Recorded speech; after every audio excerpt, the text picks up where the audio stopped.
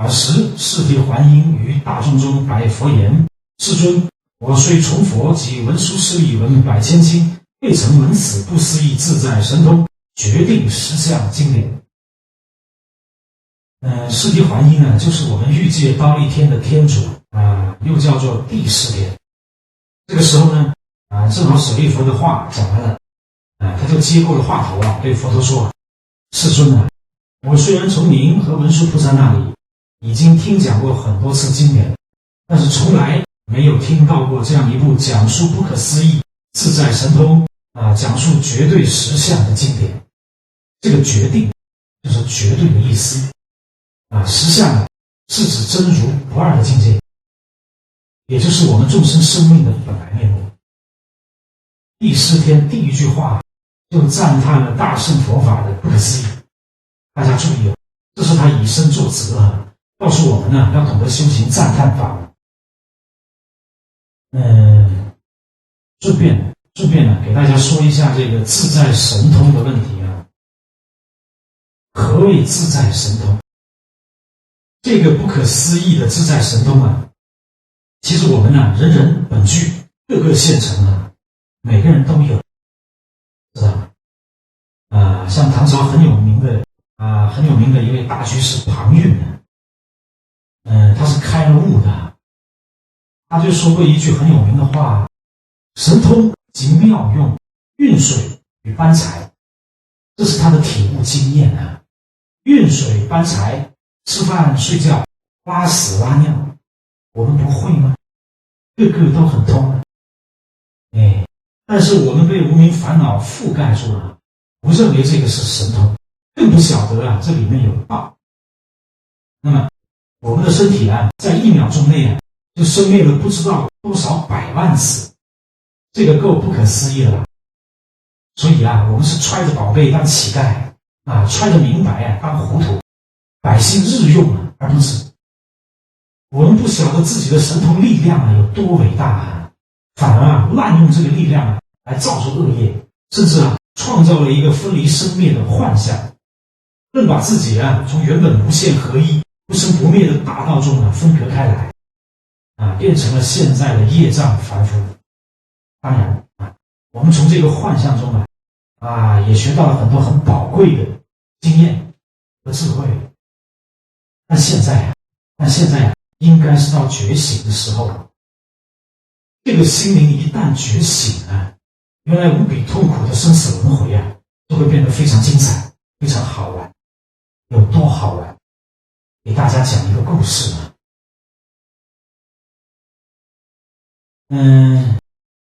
性空妙普禅师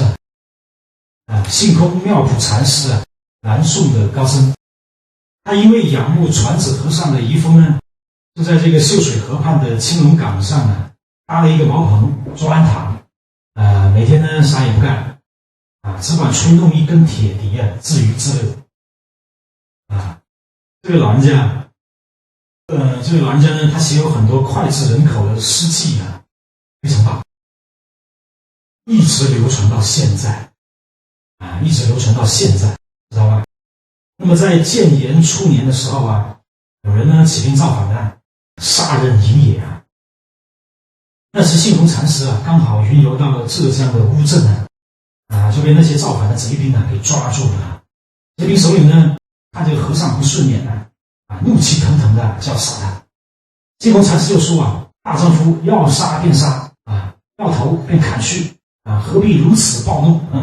我一个和尚死就死了，也没什么了不起的不过能不能让我吃饱了再上路呢？那些贼兵看到性空禅师气定神闲毫无畏惧的样子心下也有些佩服就叫人拿了一碗肉食和米饭上来给他性空禅师就像往常一样的先出食供养嘴里咒语呼噜呼噜的念了一大堆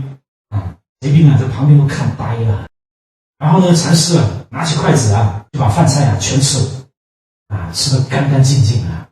吃完后禅师就大笑道结束既遭离乱，我是快活厉害如今正好趁时便请一刀两断说完呢，接着呢，接着就把这个脖子一伸，大喝道：快斩，快斩！哇，真厉害，对不对？那贼云手里见状大骇啊，估计他从来没有见过这样视生死如儿戏的人，还算他聪明吗？知道这是高僧杀不得算他有善根那个态度当时就完全变了。他还带着罗罗门赶紧就顶礼磕头，然后呢，恭恭敬敬的护送禅师离开了。可能呢，性空禅师还和他说了什么。后来这些贼兵也都离开了乌镇，没有搞破坏。乌镇呢，由此避免了一场灾难，老百姓得以保全。那么到了绍兴10年的时候性空禅师预知时至知道自己要走，所以呢，他就叫人帮他修造了一个大木盆，木盆底下挖了一个大洞，知道吧？再用这个木栓给塞好。然后呢，他写信告诉这个雪窦寺的道友岁持禅师就说自己呢打算像传子和尚一样示现水葬，意思就是要在水里呢死去或死了丢水里去。这样过了2年他还没死。那岁持禅师过来玩耍看到性空禅师呢依然谈笑风生活得好好的他就做了一首偈子嘲笑说佛在老性空说要喂鱼鳖，去不说兴趣，只管向人说。这些禅师都很好玩都好玩的很那性空禅师呢听了哈哈一笑就说我正等着你来给我印证。于是就集合四众弟子，性空禅师呢就为大家最后开示法要，然后说了一首偈子：坐脱力王，不若水藏，一省柴烧，2省开矿，撒手变形，不妨快唱。谁是知音？传子和尚高峰难记，100千年，一曲渔歌少人唱。性空禅师偈子里讲的这位传子和尚是晚唐时代的一位大禅师也是我们四川人他在浙江的华亭隐居每日泛舟，直钩垂钓，知道吧？随缘接引众生当年的夹山禅师就是在他的点化之下开悟的。点化完夹山后呢，传子和尚就跳到水里不见了，也不知道他是往生了还是躲起来了。这是禅宗史上的一个很著名的公案，以后有机会再和大家说。传子和尚曾经写过一首很美的偈子所谓千尺丝纶直下垂，一波才动万波水，夜静水寒鱼不食，满船空载月明归。这首偈子很美里面隐隐藏有传子和尚的功夫和悟境，大家最好不要等闲听过去了。回过头来我们再讲性空禅师他在给大家说完开示后呢，就盘坐在他造好的那个大木盆里随波逐流而下四众弟子们呢就一直追着他到了入海口都不舍得他走这个时候呢，性空禅师又玩了一个把戏，他竟然把这个大木盆里的塞子给拔了。这个木盆底下不是有个大洞那塞子拔了还不得进水沉，对不对？但是他坐着木盆居然又绕了回来弟子们都围着他看就发现盆底虽然一个大洞，但盆里一点水都没进。这时性空禅师呢再次挥手和他们告别顺流向远方飘去大家都听到这个铁笛悠悠不吹自响每个人呢也都听到禅师在高声歌唱。当然我不会唱，我只能把他唱的内容告诉大家。所谓传子当年返故乡，墨中寄处妙难量，针锋辩技知音者，铁笛横吹作散场笛声无厌，歌声悠然大家呢在这个烟水苍茫中都看到性空禅师把铁笛一抛，就连人带着木盆沉到水里去这回进水弟子们呢又是感动又是难过哭得那是一塌糊涂。3天后呢，有人呢就在一处沙滩上发现了净空禅师的遗体。禅师正盘腿家夫端坐着，容色栩栩有如生前。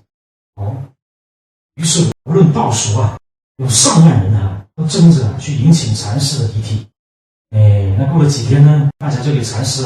举办了一场很隆重的涂皮火化仪式得到舍利无数而且当时还有一个瑞相